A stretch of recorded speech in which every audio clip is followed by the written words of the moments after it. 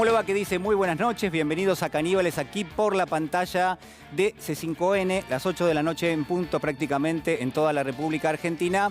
Y tenemos un gran programa esta noche, pero yo quiero empezar comentándole lo que para mí es una mirada que no puede faltar en nuestro programa. Usted sabe que Carlos Marx decía que la historia siempre se repite dos veces, ¿no? Primero como tragedia, decía él, y siempre como farsa. Y la pregunta que quiero hacerle esta noche si es así en la Argentina. Si hay muchos aspectos, y me estoy refiriendo quizás a un punto muy fuerte, nodal, que tiene que ver con el sobreseimiento de Cristina Fernández de Kirchner en la causa Otesur y también los sauces, y cómo se ha manejado el Poder Judicial, solo una parte, por supuesto, pero el Poder Judicial al fin en estas cuestiones, y al mismo tiempo lo que pasa en términos de lo que estamos negociando con el Fondo Monetario Internacional, y me incluyo porque estamos todos allí, y porque todos vamos a tener, para bien o para mal, y probablemente sea para mal, esto hay que marcarlo, un impacto muy fuerte en nuestra vida de todos los días. Que eso suceda o no va a depender de la negociación, ni más ni menos, que está llevando adelante el gobierno nacional. Lo que quiero comentarle en este arranque es que si uno se posiciona en la figura de Cristina Fernández de Kirchner, la actual vicepresidenta de la Nación, es probable que lo que vea permanentemente de parte de lo que voy a denominar el bloque histórico de poder en la Argentina son ataques. Uno ve permanentemente ataques de una forma, de otra, con distintos registros, pero ataques al fin. Y lo que muchas veces termina siendo un ordenador jerárquico en términos de los distintos registros que surgen en el Poder Judicial, pero también en la oposición política y en este bloque histórico de poder que ha estado siempre en la Argentina, parece mentira, pero prácticamente ha estado siempre, es ni más ni menos que la respuesta a esas instancias. Y entonces uno se pregunta hasta dónde llega la doble vara cuando la oposición política, cuando los grupos de poder, cuando los medios concentrados tienen que analizar algo, sobre todo relacionado con la vicepresidenta. Hasta dónde llega esa especie de antiperonismo o antipopulismo, y hago así con los dedos porque uno no termina de estar convencido si realmente ponerle esa etiqueta. Probablemente todos esta noche o algunos de los referentes de Caníbales van a decir que sí, que hay algo que se llama antiperonismo y que tiene un carácter conservador y que toma distintas figuras, que se metamorfosea eventualmente, pero que está allí instalado. Entonces, ¿hasta dónde llega lo grosero? ¿Hasta dónde llega lo grotesco? ¿Hasta dónde llega prácticamente el ridículo?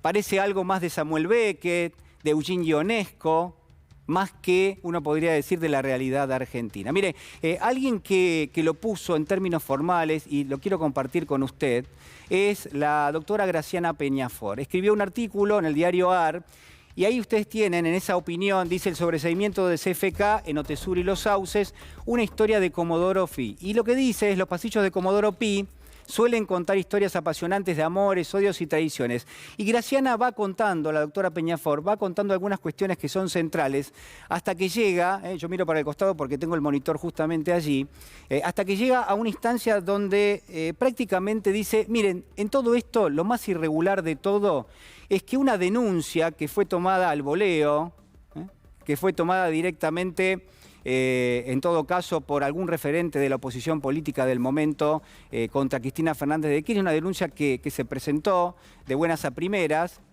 fue a su vez acompañada por un fiscal que a su vez recibió el beneplácito de un juez para instruir sobre esa causa, y que después hubo distintas instancias, dice Peñafort, a lo largo del camino que tuvo esa investigación, que se transformó prácticamente en una causa, que fueron acompañadas o que eventualmente en algunas causas terminan justamente con un fallo como el que muchas veces se presenta, o como en este caso, ¿no?, con una sentencia que lo que dice es que no hay delito.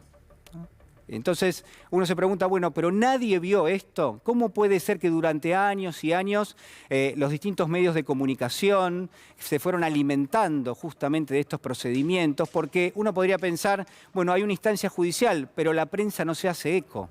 Pero acá es todo lo contrario, hay una instancia judicial que va avanzando eventualmente y que en todo caso lo que uno puede llegar a ver allí es cierta complicidad, y que lo que se busca es ni más ni menos que una especie de porfía en términos del antiperonismo. Y lo mismo pasa en lo relacionado con el Fondo Monetario Internacional, porque uno tiene, y lo vamos a analizar, la carta de Cristina Fernández de Kirchner, que conduce, que muestra un norte, pero que sobre todo responde a ¿qué? A las acusaciones de silencio que le hacen desde la oposición política. Y lo que dice es, miren señores, si ustedes pudieron decidir el préstamo más grande en la historia del Fondo Monetario Internacional, por supuesto que pueden también, en este caso, tratar de acercarse a una cuestión central, que es cómo se sale de esto.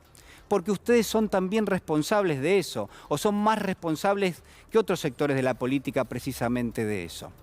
Y entonces surge la pregunta, la misma que hice hace un instante nada más, a propósito del antiperonismo. ¿Hasta dónde se puede llegar? ¿Hasta dónde esto no estaba pensado?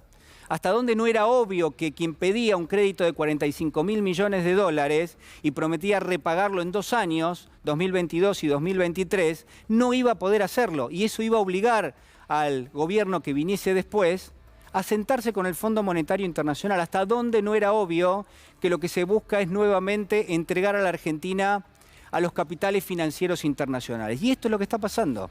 No hay otra cosa, no ha pasado nada distinto.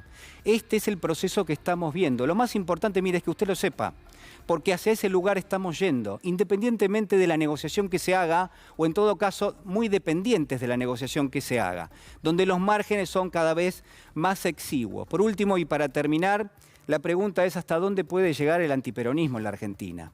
Hasta qué punto no son conscientes, y esto también se lo preguntaba Eduardo Aliberti este fin de semana, hasta dónde no son conscientes quienes detentan el verdadero poder en la Argentina de que si viniese otro gobierno, que no fuese este, si viniese otro gobierno, vamos a suponer del palo de Juntos por el Cambio, que lo que andan diciendo es que nos equivocamos porque tendríamos que haber ido más fuerte y más profundo, el peligro real va a ser otro en la Argentina. La situación de no salida, la situación de no integrar a millones de personas al sistema económico y financiero y también político de nuestro país va a ser realmente mucho más grave. ¿Hasta dónde puede llegar el antiperonismo? ¿Realmente creen que eso es así?